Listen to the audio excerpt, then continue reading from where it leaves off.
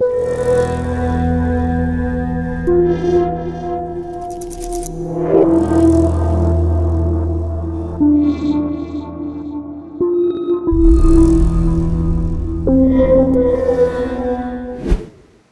prijatelji, evo nas ponovo u čudnim pričama i večeras ćemo obraditi jednu više šokantnu priču nego što je čudna. A zašto je šokantna? Pa zato što je izazvala prosto šok i nevericu ne samo u Srbiji, već u celom regionu.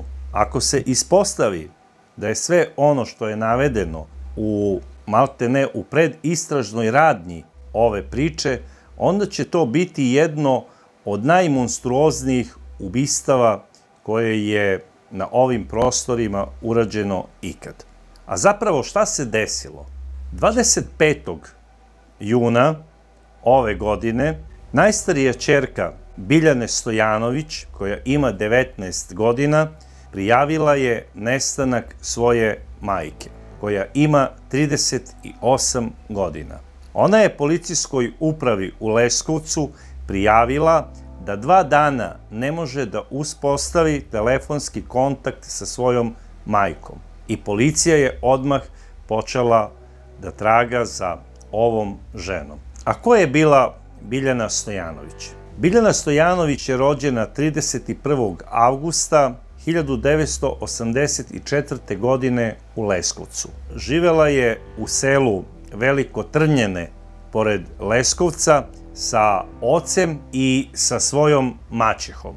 Ona je odmah po završenoj srednjoj školi odlučila da se uda zato što je bila zaljubljena u Ivana Stojanovića iz sela Vučje, koje se isto nalazi pored Leskovca. Oni su odmah dobili ćerku, on je radio građevinske poslove, a ona se zaposlila u leskovačkoj fabrici Aptiv i važila je za jednu od boljih radnica. Svi su je cenili i poštovali, i kao radnika, i kao koleginicu na poslu i u svakom pogledu. Imali su samo reči hvale za Biljanu Stojanović. I ona je u braku sa Ivanom dobila još 2 dece, a njihov brak je funkcionisao skladno i služio je za primjer ne samo u Velikom Trnjanu, nego i šire odatle. Međutim, s obzirom da je ekonomska kriza došla svuda, pa i u Veliko Trnjane, Ivan je odlučio da ode da radi građevinske poslove u Rusiji i odlazi sa svojom grupom prijatelja 2017. da bi se tamo bavio građevinom. On je rekao da će retko dolaziti da bi što više uštedeo novca. I posle 2 godine Ivan je došao da obiđe porodicu u Velikom Trnjanu, vratio se za Rusiju i od tada nije dolazio 3 godine. Prestao je čak i da se javlja svima, pa i roditeljima. Nikome se nije javljao osim svojoj ženi. Ona je rekla svojim prijateljicama da je on počeo da živi tamo drugi život, da je našao neku prelepu Ruskinju i da je s njom započeo faktički brak i da ne želi ni sa kim da kontaktira iz svog kraja, pa čak ni sa roditeljima. U očima svojih meštana on je postao i loš čovek. I ljudi su i prestali da pitaju za njega. Biljana Stojanović je radila u fabrici, brinula je o svojoj deci i ne samo da je bila samohrana majka, ona je brinula i o svojoj maćehi koja je postala u tom periodu bolesna i trebala je i njoj nega. Jedino što su komšije primetile ovako da se kod nje dešava nešto novo, to je da je ponekad doveze jedan mlađi kolega iz firme. Međutim, niko o tome ništa nije komentarisao. Ona je svojim kolegama u firmi gde je radila pričala da je muž u Rusiji, da se tamo oženio i da nema nameru da se vraća za Srbiju. Jednom prilikom se čak požalila i otvorila prema jednoj koleginici i rekla je bukvalno ovako: Stvarno je veliko đubre Ivan. Ne želi ni da se javi čak ni deci. Molim te, pošalji poruku sa tvog telefona mojoj najstarijoj ćerki i reci da je tata polomio telefon i da ne može sada da im se javi, a i da nema puno vremena da zove telefonom zato što mnogo radi. I potpiši se kao Ivan. I ova je to i uradila shvativši patnju te dece. Jer nijedno dete ne želi da ga otac ostavi i da se više nikad ne javi. Kada je počeo ovaj prokleti rat između Rusije i Ukrajine, komšije su iz brige pitale dobronamerno Biljanu da li se Ivan javlja i da li je možda u blizini nekih ratnih dešavanja tamo na istočnom frontu i da nije slučajno možda bolje da se on ipak vrati u zemlju i da batali život u dalekoj Rusiji. Ona je rekla da Ivan uskoro treba da dođe i da je rekao da treba da se pomire i da odu da se venčaju u nekom manastiru i da ona jedva čeka njegov dolazak u toku ovog leta.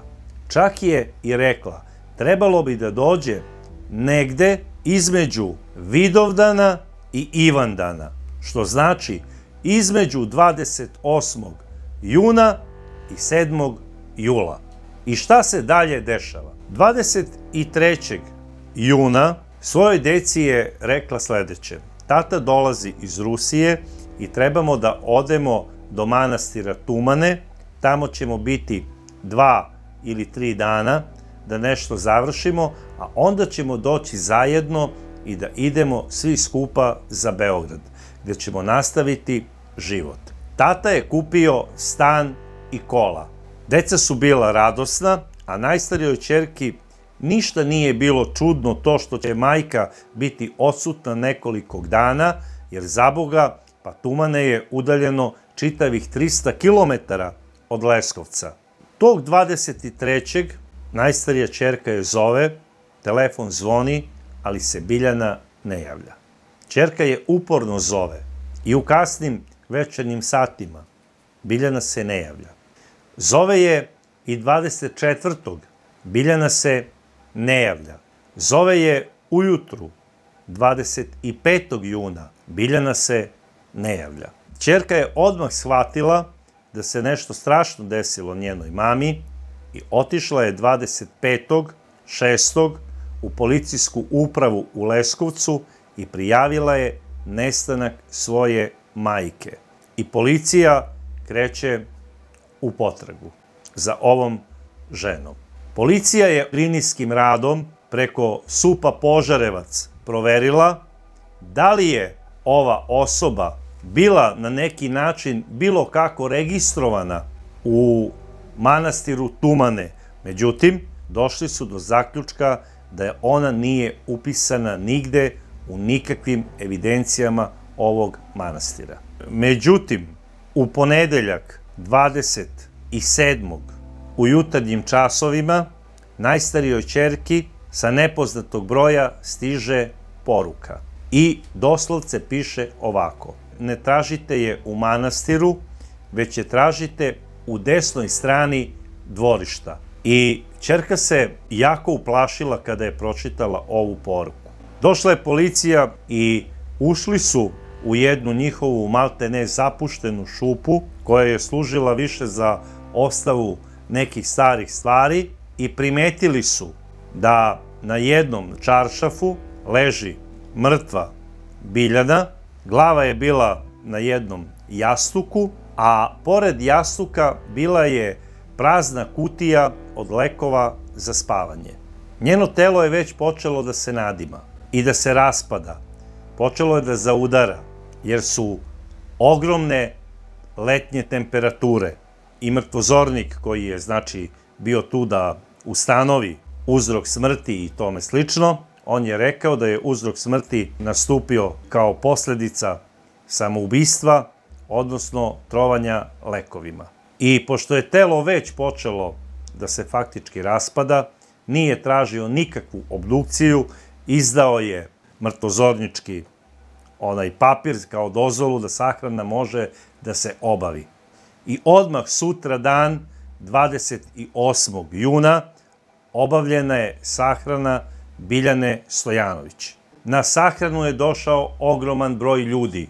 Došla je maltene cela njena radna organizacija. Došla je i Ivanova familija. Svi su plakali. Celo selo bilo je oblepljeno njenim umrlicama, gde stoji među prvima, znači, ožalošćeni i suprug Ivan Stojanović. Svi su plakali i žalili su nesrećnu Biljanu. I rekli su, nesrećna žena najverovatnije više nije mogla da podnese to što je muž ostavio, izmislila je deci ovu priču za manastir i izvršila je samoubistvo, ne mogavši da živi više sa činjenicom da ju je voljeni muž ostavio. I svi su osuđivali Ivana. Čak je i sveštenik rekao da ovo ne vidi kao čin samoubistva i osudio je sve muškarce koji ostavljaju na ovaj način svoje žene i porodice i decu. Međutim, na toj sahrani bio je i jedan Biljanin rođak. On je mnogo voleo Biljanu. Toliko je plakao i patio što je ona na ovaj način okončala svoj život, da je dobio infarkt i na istoj umro. Inače, on je bivši načelnik policijske uprave iz Leskovca, iskusni policajac. I pre nego što je počela sahrana, on je i obavio razgovor sa Biljaninom kćerkom na okolnosti kako je ona došla do saznanja da se majka nalazi u šupi. I kada je ona njemu rekla da je u pitanju bila poruka, ovaj iskusni bivši policajac odmah je to prijavio operativcima u Leskovcu. I oni su počeli da tragaju za ovim brojem telefona koji je poslao poruku. I pronašli su ko je vlasnik tog telefona i priveli su ga u policijsku upravu u Leskovcu. Za to vreme, posle sahrane, rođaci, njih 100, otišlo je do domaćinstva Biljane Stojanović, gde je organizovana i večera za pokoj duše. Bilo je tu raznih priča. Uglavnom se sve svodilo na to kako je sebi oduzela život zbog Ivana, da Ivan nije hteo ni da dođe sada na sahranu, jer ga uopšte ne interesuje šta se dešava u njegovoj porodici, i osuđivali su ga na sve moguće načine. Čak je u jednom trenutku pretila opasnost da izbije i svađa između Biljanine i Ivanove porodice. I dok je trajala ta rasprava, Ivanov brat, koji je inače policijski službenik u policijskoj upravi u Leskovcu, ustao je i izašao napolje da bi malo proluftirao svoju glavu i da više ne sluša uvrede na račun njegovog brata. Dok je tako gledao, u očima mu je pala upravo ona šupa gde je pronađena pokojna Biljana. I on je, da li vođen policijskim instinktom ili možda nekim bratskim osjećajem, krenuo ka toj šupi. Ušao je unutra i odmah mu je u oko pao onaj beton na kome je ležala pokojna Biljana kada je pronađena. I video je da on po boji od udara od ostatka poda. I njemu je to bilo sumnjivo. Uzeo je kramp i počeo je da kopa. Na njegovo opšte iznenađenje, beton je vrlo lako počeo da puca, što je dokaz da je to neko nestručno radio, odnosno sa nedovoljno cementa. I kada je otklonio, znači taj beton, on se sledio, zato što je naišao na delove ljudskog tela. Uzeo je mobilni telefon i pozvao je policijsku stanicu u Leskovcu i prijavio je da je na istom onom mestu gde je ležala pokojna Biljana, u toj istoj šupi, pronašao ostatke nečijeg tela, koji su zabetonirani. I naravno, dok je još uvek trajao taj ne ručak, nego večera za pokoj duše, došao je ogroman broj policajaca i u uniformi i u civilu, koji su počeli da rade uviđaj. Pre toga su svima rekli da napuste dvorište, ogradili su, znači obezbedili kompletno dvorište da ne može niko da ulazi i da smeta, odradili uviđaj, pronašli su ostatke obezglavljenog tela koje je bilo zabetonirano na istom onom mestu gde je ležala Biljana Stojanović. A u buretu koje je bilo pored zida, primetili su da je naliven beton do 1/3 istog. I kada su ga okrenuli, zato što je bio loš sastav betona, on je isto onako pukao i ispala je ljudska glava. Svi su bili šokirani. DNK analizom i daljim veštačenjem na sudskoj medicini utvrdit će se da li se zapravo 100% radi o Ivanu Stojanoviću. Ali po svemu sudeći, radi se upravo o njemu. Jer su policijskim radom proverili da je Ivan Stojanović 2019. godine u julu mesecu došao u Srbiju. Ali nije nigde zabeležen njegov izlazak iz zemlje. Moj sinko tužan, majka li to je... Operaciju se. Majka li to je... A sad smo dobili dojavu da piše da Zvalana piše da oba zajedno su ubili, a ona je bila sama jučer kad su se oba ubili, kamo njega, a on 3 godine koji je ubijen i zamaskiran i sazidano sve. Bure za betonirano, sazidano je bure. Šta je to? To je sasvim slučajno otkrio, ta prostorija je bila zaključana. Najveći šok pretrpeli su upravo Ivanovi roditelji. Jedva su preboleli gubitak snaje, zato što im je rodila unuke, zato što su je voleli i zato što su joj sve verovali. A sada kada su saznali da je pronađen njihov sin na tom istom mestu gde je bila i Biljana, 100% su bili ubeđeni da je ona organizovala njegovo ubistvo. I samo njoj znanih razloga. Šta je ona pričala, gde je suprug? U Rusiju.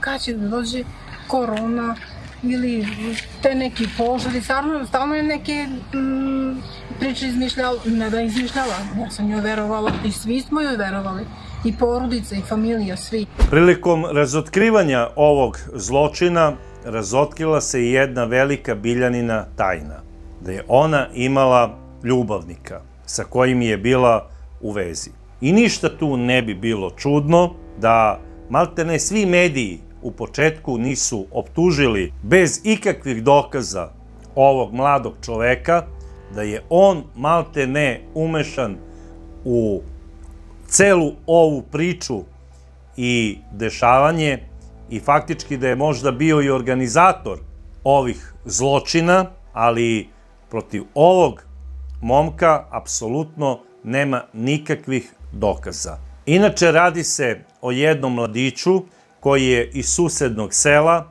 ima 28 godina i po zanimanju je advokat. I on potiče iz jedne ugledne porodice. On je dugo godina bio sa Biljanom u vezi, to su znali i njegovi roditelji. On je Biljanu finansijski pomagao da izdržava decu. I možda je Biljana maštala o tome da zasnuje brak sa ovim čovekom. I možda je odlučila da je ovo jedini način kako da se ona reši svog supruga. Moja pretpostavka je da je najverovatnije neko Ivanu rekao da njegova supruga ima ljubavnika. I on je došao iz Rusije, a da se nikome nije javio niti najavio. Znali su samo njegovi šefovi iz firme da odlazi na vanredni godišnji odmor. Kupio je avionsku kartu, došao je, znači, avionom do Beograda, otišao za Leskovac i najverovatnije došao u noćnim satima. I noć ga je pojela na samo Biljani znan način. I završio je tamo gde su ga i pronašli. I nikad ga ne bi ni pronašli na tom mestu da nije Biljana odlučila da sebi oduzme život na tom istom mestu pored svog supruga. Ona je to uradila zato što više nije mogla da podnese pritisak svoje psihe i nije mogla više da izdrži pitanja kompletne familije i poznanika šta Ivan planira i kada će doći zbog ovog rata u Ukrajini. Biljana je najverovatnije shvatila da je uzalud ubila svog muža. Da ona i ne može da se uda za advokata, ona je pred zakonom udata za svog supruga. On je čovjek koji je po zakonu živ, treba da se razvede. A da bi se razvela ili treba da lično dođe on ili da pošalje svog advokata. I pošto se našla u mat poziciji, najverovatnije, više ne mogavši da živi i sa teretom zločina koji je nosila na svojim plećima, odlučila je da izvrši samoubistvo trovanjem lekovima. Ja ne znam šta vi mislite o ovom slučaju. Imam utisak kada ovu priču slušam i kada sam je danas slušao kao da sam gledao Hitchcockov Psiho. Ovo može samo da organizuje totalno podvojena ličnost. Nikako ne mogu da skapiram da neko ko uradi takav zločin, da može da planira i da ima neku ljubavnu vezu sa nekim. Jer ja ne opravdavam ni jedno ubistvo, ali kada se ubijaju mafijaške grupe između sebe na najmonstruoznije načine, to je njihov posao i to je deo njihove profesije i oni to rade zbog velikog novca. A ovo je nešto sasvim drugo. Ako je htela da živi sa nekim čovekom, mogla je da kaže od danas više nismo u braku, razvodimo se i kraj priče. On je bio u njenoj kući i nije morala da ide nigde. Ona ga je tu dovela i sa njim ima 3 dece. To je apsolutno neshvatljivo meni toliko da ja prosto nemam ni pravi komentar. Voleo bih da napišete u svojim komentarima vaše mišljenje u vezi ove čudne priče i u vezi ove čudne žene. A mi se vidimo u sledećoj čudnoj priči i do tada vas pozdravljam.